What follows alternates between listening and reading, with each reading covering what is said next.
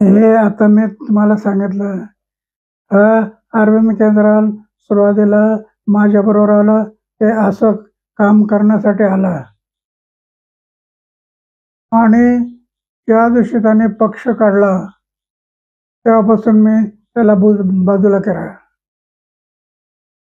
पक्षाने पार्ट्या काढल्या तेव्हापासून मी त्याच्याशी बोलत नाही, म्हणून त्याच्याबद्दल आता विशेष काही बोलायचं नाही.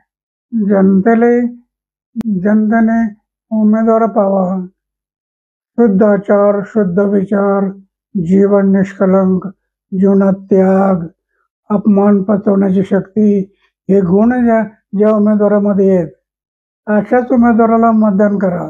मी तसा कोणावर आरोप करत नाही. करतो, त्याला करायचं, त्याला जे करेल ते बघेल, जे करतील ते भोगतील, ज्याचं कर्तव्य त्याच्या